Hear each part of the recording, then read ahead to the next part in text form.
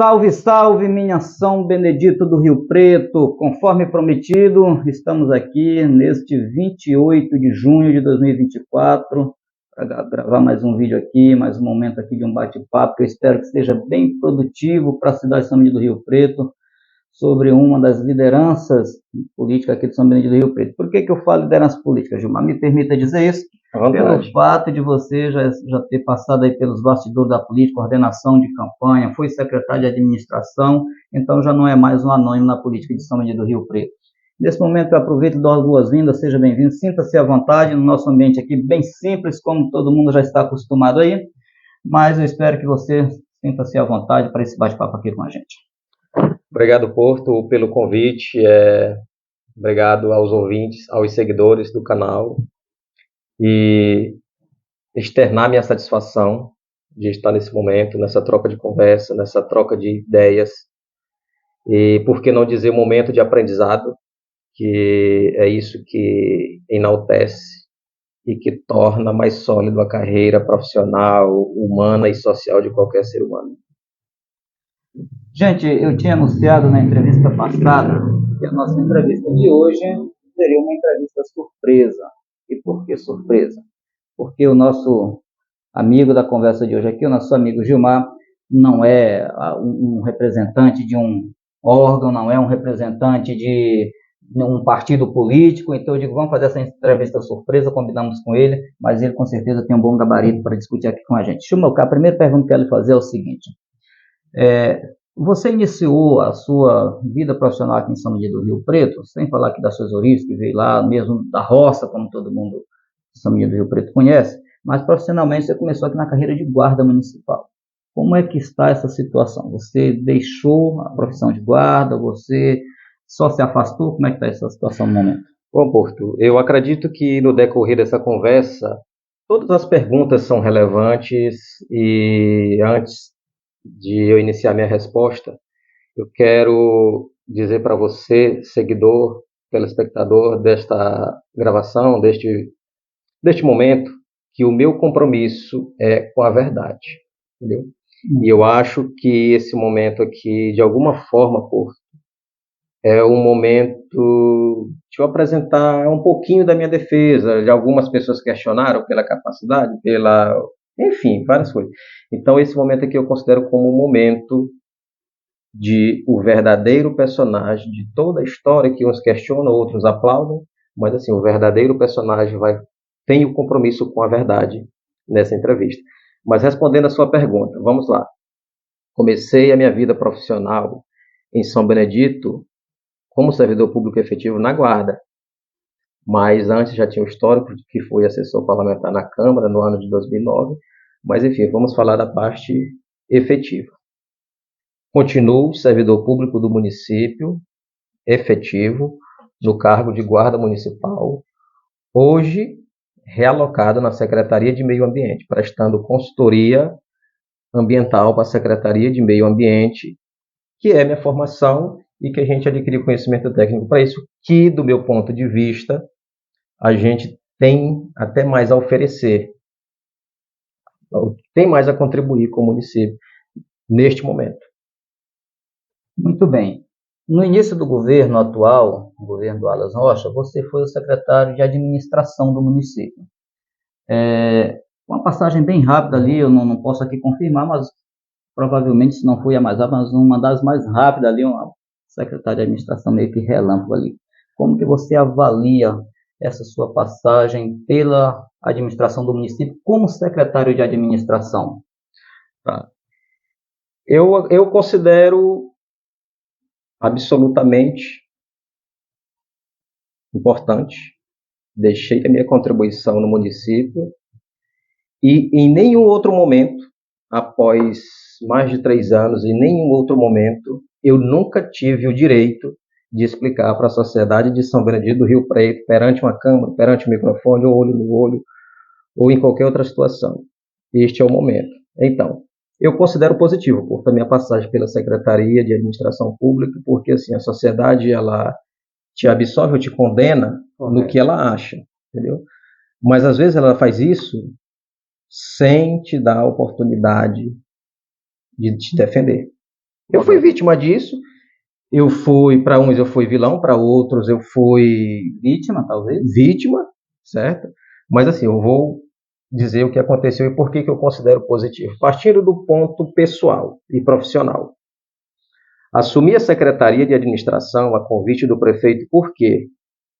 Já naquele histórico de coordenador de campanha, depois fui para a equipe de transição de governo e o prefeito me convidou para fazer parte da Secretaria de Administração por ter aquele trajeto de acompanhamento das questões burocráticas, tanto da parte política quanto da parte administrativa, quando entramos na equipe de transição. Beleza. Feito isso, 1 mês e 27 dias após a minha posse no cargo de secretário de administração, recebi a proposta de ir para o IBGE. E aqui eu vou entrar no mérito pessoal. Fazendo uma analogia meio que supérflua, comparando a futebol, se o jogador está num time que nem o São Paulo e aparece uma oportunidade para ir para um time da Europa, ganhando o dobro de salário, com a ascensão profissional, ele não vai ficar. Ele vai buscar melhorias profissionais. Foi o que eu fiz. O motivo da minha saída da Secretaria de Administração foi decisão pessoal. Saí da secretaria, chamei o prefeito, chamei o meu sucessor, que tomou posse no cargo de secretário, fiz a transição de cargo da forma mais responsável possível e fui para o IBGE. O motivo, a decisão foi minha e pessoal. Pelos benefícios. Não vou ser hipócrita de dizer que foi outro motivo. Pagava melhor, eu fui receber melhor. Mas tem outros aspectos que eu acho que no decorrer acho que vai surgir perguntas oportunas para mim encaixar esse outro fator que contribuiu da minha saída da Secretaria de Administração. Mas, enfim, voltando à pergunta, por que eu considero positivo? Porque eu deixei minha contribuição. De que forma? Minha primeira contribuição. Assumimos o governo com uma folha de servidores da educação pendente, deixada pelo ex-gestor. E dentro do governo, Porto, surgiu um grupo.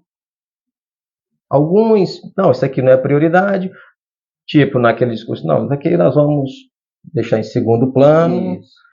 Resumindo, pagar ou não para eles não fazia tanta diferença. E eu chamei a responsabilidade, olha, os servidores da educação não têm culpa. Prestaram o serviço e vamos cumprir com a responsabilidade do município, porque hoje nós somos o responsável. Conversei com o prefeito, nessa situação se sensibilizou e concordou e bateu o martelo. Foi feito isso. Em outras situações, porque a gente começou a mapear alguns problemas e começou a organizar algumas situações que a gente via de alguma forma até desumana, entendeu? E eu não estou falando aqui de pessoas, mas estou falando de servidores públicos, a categoria dos coveiros. Nós assumimos o município no auge da pandemia, entendeu? E sensibilizado com essa categoria, chamei os servidores do município dessa área e fiz um acordo com eles. Nesse momento, a gente já elevou a insalubridade deles de 20% para 40%, porque naquele momento era uma situação atípica e muito de risco muito alto. Não só pelos servidores, mas o risco deles levarem o vírus para casa e contaminar algum parente. E aconteceu 40%, pior. só 40%. Lembrando, né, Gilmar, que é o máximo de insalubridade que o máximo pode permitir. Certo. Chamei eles também, fiz um acordo que eles não tinham compromisso, a obrigação de trabalhar no sábado, no domingo, à noite, como chegou corpus para ser interceptado à noite. Chamei eles, olha, vamos negociar aqui, vamos adicionar essa gratificação aqui para exclusividade de vocês, independente do horário, do dia, né? Vocês vão fazer isso. Concordaram, ajeitamos essa parte. Outra categoria que entre eles se questionavam muito, alguns direitos lesados. No mesmo mês que eu assumi, me chamaram para uma reunião, fui na reunião e lá eles explanaram as situações deles, os direitos que eles tinham, que não vinha sendo reconhecido. E eu já tinha feito meu estudo econômico e o que eu disse a eles foi o seguinte, que não era porque eu tinha mudado de lado, que antes eu não era secretário, né? A gente me via até como um certo opositor, Isso. e disse a eles o seguinte: não era porque eu tinha mudado de lado que eu tinha mudado de opinião. Os direitos deles iam ser pagos. E no mesmo mês começamos a pagar os direitos, a reconhecer os direitos dessa categoria. E assim, eu acho que São Benedito é muito pequeno, ainda que a memória de algumas pessoas seja muito curta, mas está aí a história como registro e como prova. Pode perguntar aos servidores dessas categorias se não é verdade o que eu estou dizendo aqui a você. E outros aspectos, Porto, assim, por que eu considero positivo? É claro que naquele momento, pelo pouco espaço de tempo, os resultados ainda não começaram a aparecer, ainda não tinham aparecido. Mas assim, e outras coisas, Porto, outra situação. A gente recebeu, na época, o município com alguns prédios públicos sem energia, entendeu? E eu acho que não é novidade para São Benedito o débito que o município tem com a Equatorial. E eu, juntamente com o prefeito, dentro do estudo econômico, pleiteamos um acordo com a Equatorial, que religamos a energia desses prédios, e hoje, 3 anos e meio depois, dentro da conveniência financeira do município, não se viu mais acontecer essa situação. Gilmar, quando você fala de uma categoria específica que vocês sentaram, geralmente essas reivindicações que vocês propôs a atendê-los, de que categoria você está falando especificamente? Categoria, por exemplo, já falei, os coveiros, vigias, guardas municipais. Tem outros servidores, por exemplo, que da área da saúde, que não necessariamente exerciam suas atividades no hospital, posto de saúde. Estes também passaram a ter o direito à insalubridade, porque antes era algo destinado aos servidores dos hospitais, que é justo, entendeu? Mas eu acho que, do ponto de vista técnico, esses servidores desses locais que não sejam hospital também faziam jus a esse direito. Em conta a questão da insalubridade, os postos de saúde também têm, ainda que seja em um grau menor, né? Mas como agente de saúde também tem. Pois é. Gilmar, você passou quantos dias mesmo, você sabe? 1 mês e 27 dias. 1 mês e 27 dias. Já vinha acompanhando esse trabalho da administração feito desde quando você disse que estava, de certa forma, na oposição no governo anterior, porque você já vinha observando essa questão administrativa. O que você considera como o principal desafio de uma administração em um município como São Benedito do Rio Preto? O principal desafio eu nem considero desafio porque não é uma coisa difícil. Mas a principal ferramenta de você organizar administrativamente o município de São Benedito é equilibrar 3 coisas. E quais são essas 3 coisas?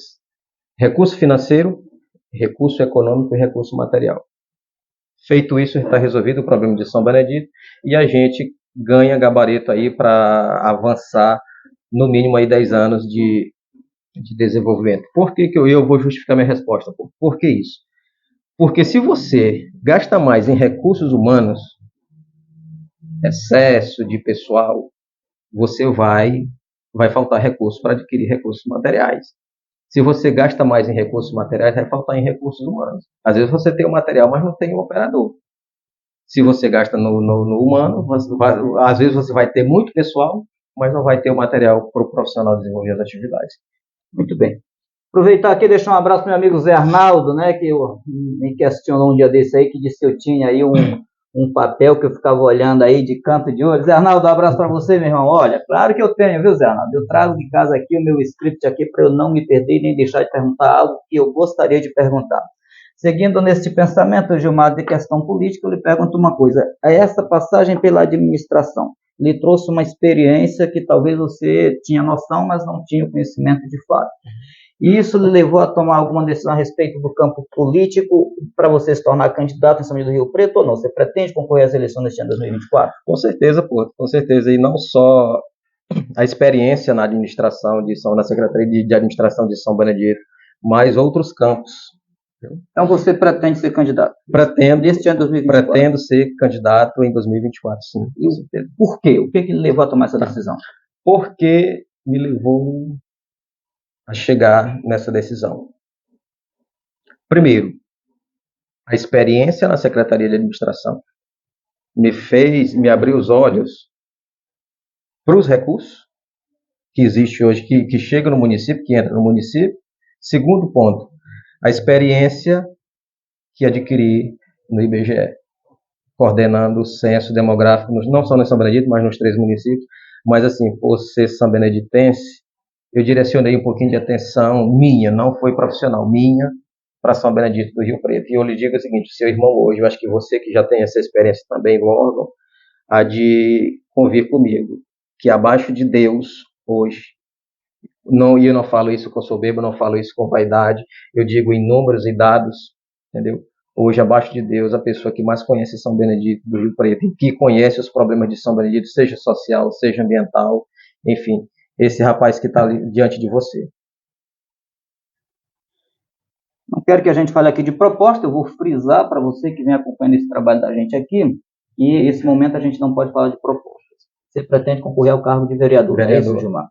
Mas assim, que qualidades, o que você considera essencial para um cidadão se tornar um bom político? O essencial, eu não vou dizer o essencial, isso aí é o básico. É o básico. Correto, pois vamos lá. É o básico. Isso aqui ele não pode fugir disso. Para ele ser um bom político, ele tem que ter princípios. Interessante. E esse princípio é que vai moldar a carreira política dele dentro daquilo que a lei estabelece, dentro dos respeitos e garantias que as leis impõem ele como qualquer servidor público.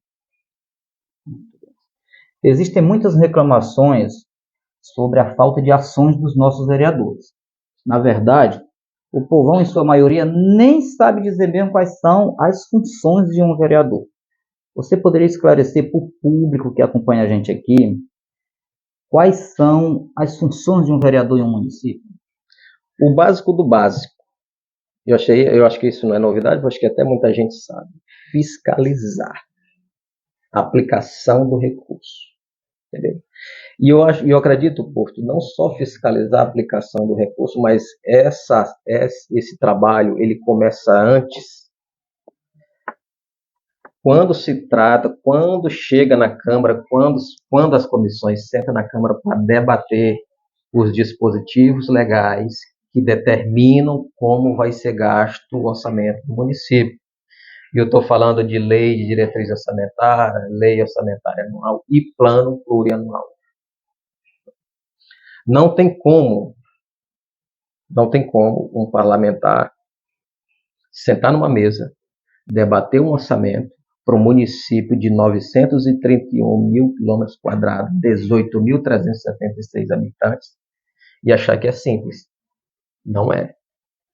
Esse pão, esse bolo tem que ser bem distribuído. O lençol é pequeno. Se você puxar muito de lado, vai descobrir de olho. Simplesmente, ele tem que ter essa perspicácia, essa inteligência, essa sabedoria de distribuir bem esse recurso. Ainda que o executivo encaminhe uma proposta de gasto desse orçamento, o Poder Legislativo tem a obrigação de também contribuir nesse planejamento. E é lá onde dá-se a cartada final. É lá a caneta final.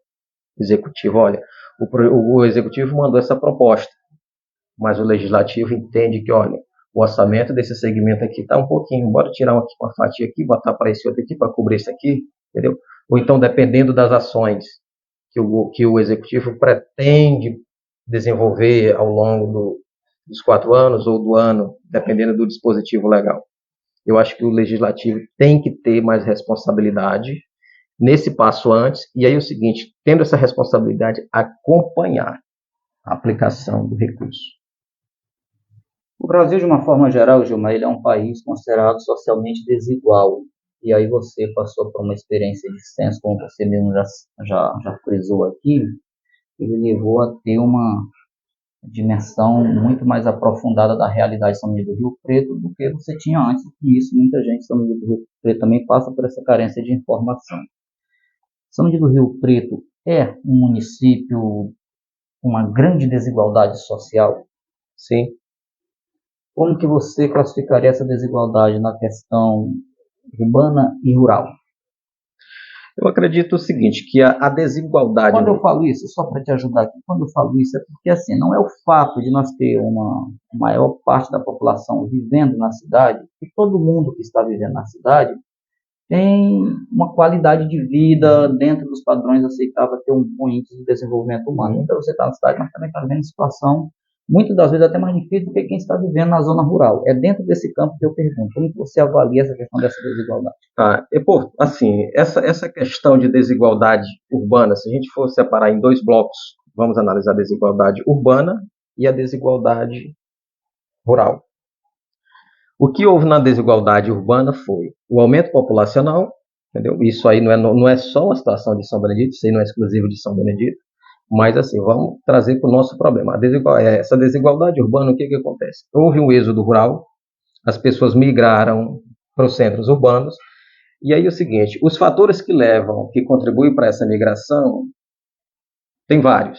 Às vezes é o pai que vai buscar um ensino melhor para os filhos, tirar do interior para buscar um ensino médio na zona urbana, mas nos últimos anos, Porto, o que a gente tem visto e tem contribuído, e aí o Gilmar, como pretenso, como já disse, pretendo concorrer esse cargo público, eu não pode falar pré-candidato? Pré-candidato, pode chamar pré-candidato, como você se sentir melhor, e aí o Gilmar, pretendendo assumir essa responsabilidade, Porto, eu não vou ser covarde de falar aquilo que eu acho que tem que falar. Independente de ser um tema sensível, de ser um tema polêmico, de dividir opiniões, eu vou expressar minha opinião.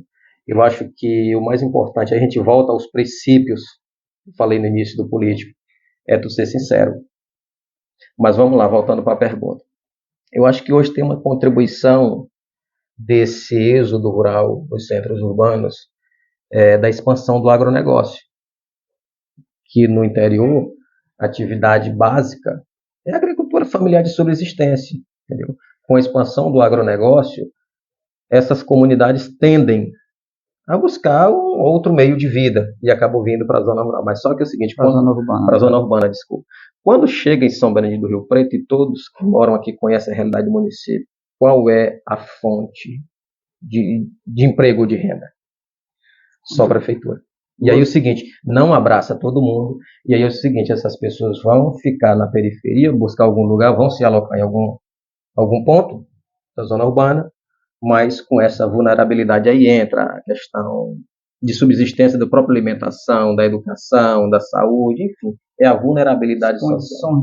Condições de moradia, enfim.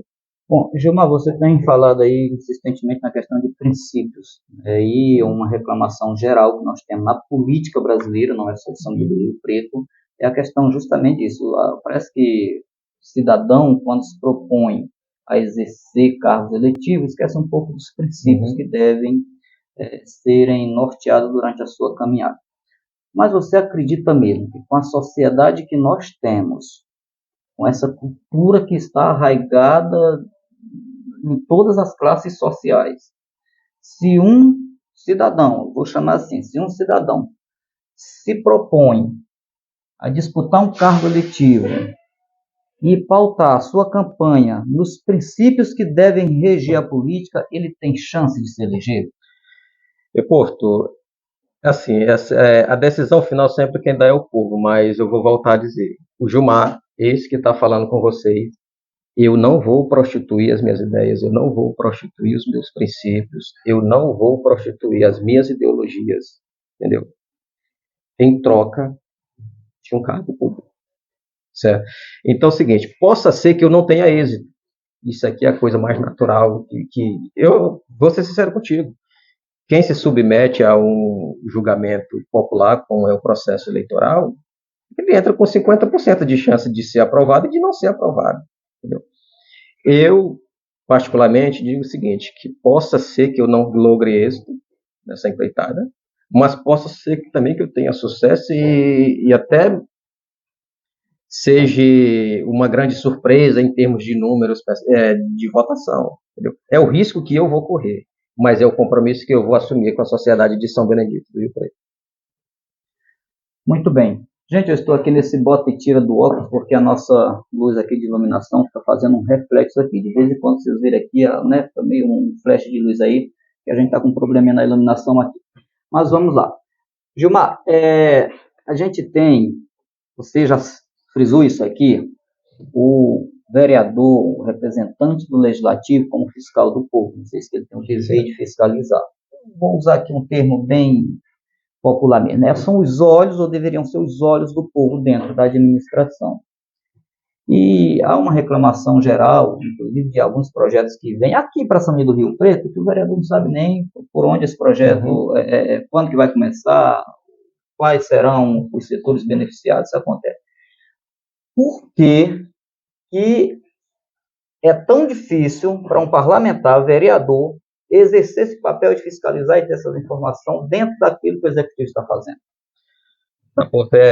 Eu vou dar minha resposta, mas para isso eu vou passar a bola também para quem nos acompanha, quem está ouvindo agora essa fala, dizer o seguinte, que agora a bola vai ser com a sociedade. Se esse parlamentar não deu conta desse serviço, dessa missão, vem a oportunidade para você extinguir o contrato dele em outubro de 2024. Entendeu? Você renova ou você extingue o contrato dele. Mas assim, se ele não deu conta, por duas coisas são bem óbvias o motivo que levou isso a acontecer. Ou ele se absteve de exercer a função dele como parlamentar, e aí se ele fez isso, ele agiu irresponsável com o povo que colocou ele lá, ou ele não tem conhecimento técnico para investigar, para averiguar e acompanhar e mostrar para a sociedade para que ele veio. E aí, por esses dois motivos, merece a reprovação social. Interessante. Nosso país é um país que está aí dentre os mais corruptos do mundo. Politicamente falando, a gente, não só pelos grandes escândalos de corrupção, mas pela corrupção do dia a dia. Na sua avaliação, o que levou o nosso país a chegar nesse nível que está hoje?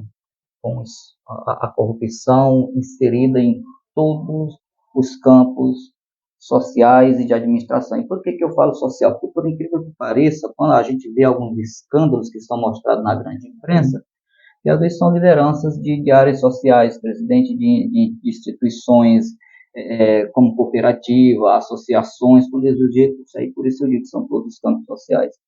Na sua avaliação, o que levou o nosso país a chegar nesse nível que está hoje com relação?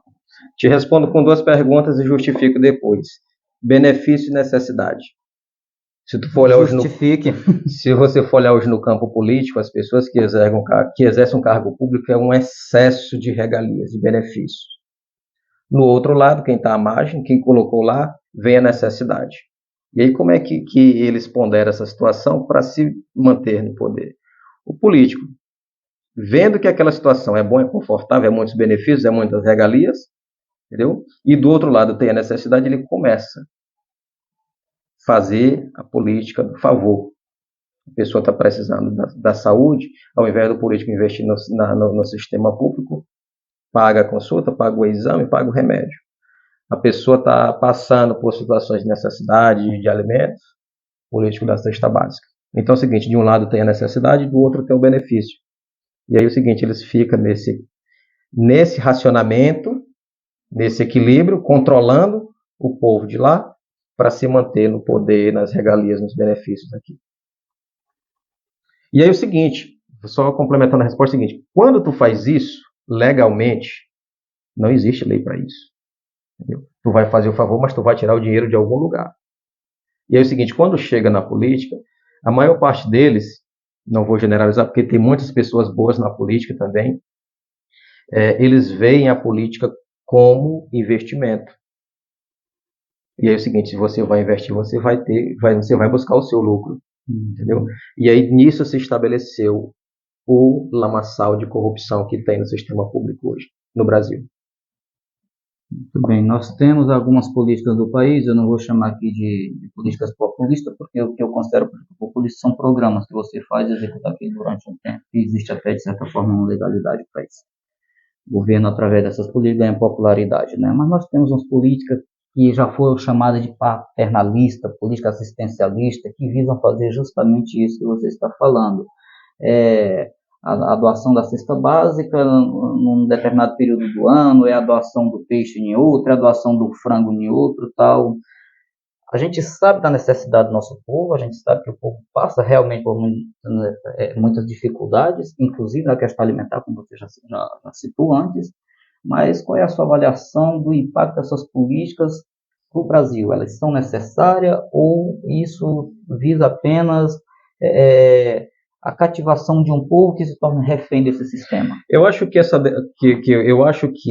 atitudes, essas ações não é pecado, não é crime nenhum, entendeu? São paliativos. E outra coisa, eu não sou contra o alimento na mesa das famílias carentes, muito pelo contrário, eu também já passei fome e sei o quanto dói, eu sou a favor. Deve acontecer essas ações, sim. Agora, o que não pode ser, essas ações se tornarem barganha para se manter no poder. Essas ações têm que ser transitórias, até aquela família adquirir uma estabilidade financeira através do incentivo do poder público, andar com as suas próprias pernas. Não pode ser perpétuo, tem que ser transitório, até aquela família, aquelas pessoas que estão em vulnerabilidade se ajustarem socialmente, financeiramente e conseguir andar com as próprias pernas. Você, meu caro internauta de São Benedito do Rio Preto, de qualquer lugar que esteja acompanhando esse trabalho que a gente está fazendo, isso aqui, como eu já deixei claro em outros momentos, em outros vídeos, é um trabalho feito às minhas próprias custas, um trabalho independente, nós não trabalhamos sob patrocínio de ninguém.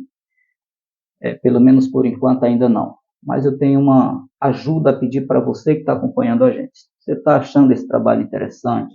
Esse trabalho lhe traz algum tipo de informação útil? Então faz o favor para a gente, aproveita, se inscreve no canal, ativa o sininho das notificações, deixa um like para a gente temos aí um número já razoável de inscritos, mas assim, os likes ainda são muito pouco, e isso é importante porque a plataforma acaba entendendo que esse conteúdo está tendo uma certa relevância de importância e acaba ajudando na promoção desses conteúdos. Então, aproveita aí, está gostando do conteúdo, está gostando da palestra, vem mais por aí. Então, deixa esse like para a gente, se inscreve no canal e vamos seguir junto para que a gente possa dar continuidade a esse trabalho. Vamos aqui para a última pergunta do dia, Gilmar. Vamos imaginar aqui que Gilmar Rocha se candidate de fato, concorra à eleição para o Legislativo de São Benedito do Rio Preto neste ano de 2024. Gilmar não conseguiu passar aí na aprovação popular e não conseguiu a sua eleição. O governo que se elege para o próximo quadriênio seja um governo de oposição, que não esteja no momento. Gilmar estaria disponível para trabalhar com um novo governo ou Gilmar abandona o barco da administração e deixa de dar sua contribuição, mesmo que seja chamado? Porto, eu acho que no aspecto político, e justamente eu estou me colocando, aceitando esse desafio justamente para tirar a prova dos 9.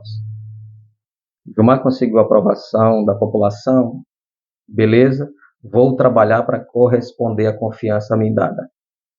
O Gilmar sendo reprovado, eu saio do campo político, vou ser apenas um mero eleitor. Não farei mais parte da política, me isolo. Por quê? Eu acho que a gente também não pode ser hipócrita, mas também a gente não pode ser...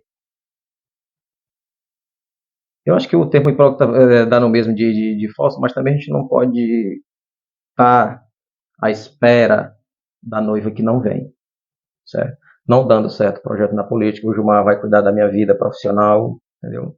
Tocar minha vida profissional, minha vida pessoal, curtir mais um tempinho também com a família, que ainda que seja pré-campanha, mas já tem... Toma um bom espaço de tempo. Toma um bom espaço de tempo, e é isso. Mas resumindo, dando certo, eu vou lutar para corresponder à confiança. Não dando certo, eu me afasto da política, eu vou ser um mero eleitor. Entendeu? Mas assim, não quer dizer que dentro do campo profissional, veja bem, eu vou deixar bem claro, eu não vou ser aliado político, imagine ninguém, vou sair do meio político, entendeu?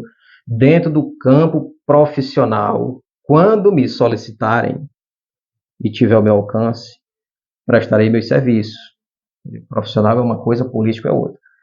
Vou frisar novamente, politicamente não faço mais parte de nenhum grupo.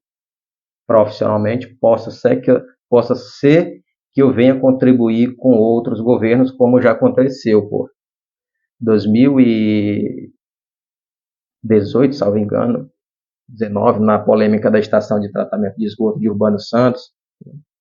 Não pertencia ao grupo político do governo, mas, no entanto, precisaram do meu serviço, e eu, como cidadão, como profissional e como filho de São Benedito, entendendo que aquele serviço era relevante, de interesse do nosso município, eu fui capaz de entender desse lado, como profissional, e prestar o meu serviço para o município. E tanto é que, desde 2020, se consolidou de eu estar em outro grupo político. Essa é a minha opinião. Você não considera um tanto quanto radical? Você diz assim, olha, se eu não conseguir o meu objetivo, que é a eleição, claro, eu abandono a política. Eu não considero radical porque eu também tenho outros objetivos pessoais, e para me alcançar esses objetivos pessoais eu teria que me abster também de um pouquinho da vida política, que toma muito tempo, por incrível que pareça, e dedicar mais, entendeu? E quem sabe, tipo assim, vou até frisar aqui para quem nos acompanha, um dos objetivos pessoais é eu voltar para o estudo acadêmico, certo? E aí, com isso, não daria para conciliar. Não tem condição de você bater o escanteio e correr para cabecear. Você tem que se dedicar em uma das coisas para que faça bem feito. Gilmar, eu ainda vou insistir o seguinte. Nós temos um histórico de alguns políticos fora de São Miguel do Rio Preto, a nível nacional, às vezes de uma insistência, de uma tentativa. Eu acredito que essas pessoas que fazem isso, eles veem dentro da política a oportunidade de prestar um serviço mais amplo, né, à sociedade que precisa. Eu acredito que o seu motivo de estar hoje militando não seja diferente. É algo que você vê que você tem potencial de prestar um trabalho mais abrangente para uma sociedade que precisa. Né, precisa. E aí, isso é algo que as pessoas já chegaram a falar para mim assim, isso é algo que está dentro da gente, né? Já chegaram a dizer para mim, por incrível que pareça, para você que está ouvindo, assim, a política em si não vale a pena, mas vale a pena você cuidar das pessoas. E quando você me diz que vai sair, estou saindo fora, vou cuidar de outra coisa, como é que fica esses sentimentos para dentro de você? Sociedade que se dane, eu não estou mais nem aí. Não, não é isso. Não é a sociedade que se dane, não é o povo que se dane. Eu vou continuar com o mesmo sentimento. Pô, está acontecendo esse problema, deveria ser solucionado dessa forma. Mas, assim, o que prevalece em mim é o respeito e a soberania à decisão popular. Eu acho que são poucas as pessoas, Porto, em São Benedito do Rio Preto, que não conhecem meu histórico de vida.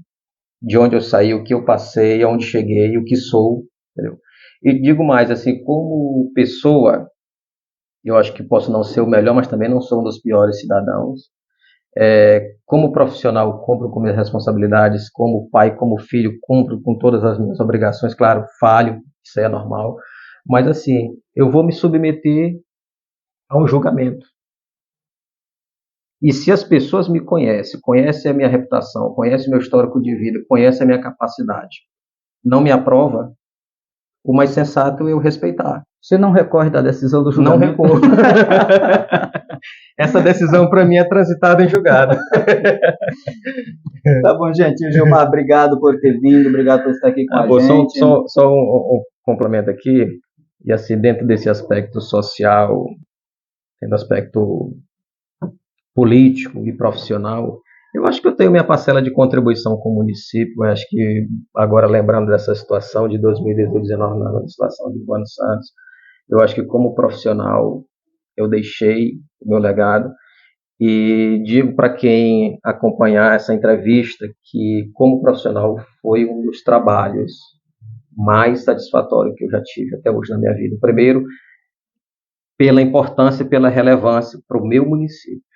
Segundo, pelo reconhecimento até mesmo do Ministério Público do trabalho que eu fiz. Então, minha contribuição está aí, minha vida está aí, é um livro aberto, meu histórico, minha reputação, meu caráter, e submisso ao julgamento. Muito bem, retomando aqui, quero te agradecer você ter aceitado o convite e vir aqui bater esse papo com a gente. E para você, internauta, que está nos acompanhando, próxima sexta-feira, dia 5, quem vai estar se sentando com a gente é o líder da oposição no Legislativo de São Luís do Rio Preto, vereador Daniel. No dia 12, na sexta seguinte, agora já falando do mês de julho, claro, dia 5 de julho, dia 12 de julho, será o pré-candidato a prefeito, popularmente conhecido como Federal, também vai estar sentando com a gente, já confirmou a sua presença. E aí, à medida que a gente for levando esse trabalho, que essas entrevistas forem acontecendo, a gente vai anunciando aí os próximos entrevistados que vão estar aqui batendo papo com a gente. Gilmar, espaço aberto para você fazer suas considerações finais. Fique à vontade, meu irmão, o momento é seu. Porto, em primeiro lugar, quero agradecer a Deus, que é o detentor de toda a sabedoria, de toda a honra, de toda a glória. E eu sempre coloco Deus nos meus projetos. E isso que Ele nos permitiu hoje, eu vejo como uma forma de intervenção divina, de forma positiva, para esses esclarecimentos, para essas conversas. E a minha gratidão profunda e eterna a Deus, a minha gratidão a você pelo convite, pelo espaço, por essa oportunidade, de alguma forma, de alguns esclarecimentos necessários, que deveriam ter acontecido, mas nunca tive essa oportunidade, então nunca tinha feito. A minha gratidão a todas as pessoas que irão acompanhar essa entrevista. Vejam, acompanhem na íntegra, de ponta a ponta. Se vocês gostarem da entrevista, deixem o seu like. Não gostaram?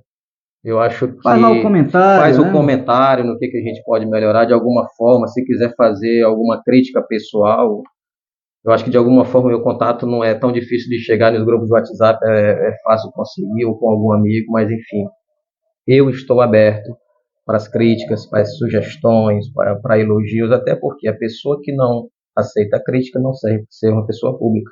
Correto. Então, era isso, muito obrigado. Eu acredito que no decorrer, quando as coisas de fato se concretizarem, que eu falo isso de registro de candidatura, quando de fato a gente entrar no período de campanha, aí vocês conhecerão as nossas propostas na íntegra, o que eu tenho para oferecer para a população de São Benedito, caso me outorguem um cargo no Legislativo. Meu muito obrigado, gente. Meu muito obrigado, Porto. Obrigado ao nosso amigo que faz a cobertura do evento. E é isso, gente. Pois é, gente. Como o Gilmarzinho aqui está falando, não estou diminuindo, Gilmarzinho, meu modo de falar. Ajude a gente a construir esse trabalho. Tem alguém que você gostaria de ver sentado aqui batendo um papo com a gente? Sugere, a gente não vai garantir de trazer, tem que a pessoa aceitar o convite, também a gente vai avaliar essa possibilidade. Então nos ajude a construir esse trabalho que a gente tem muito a crescer, se assim você quiser contribuir.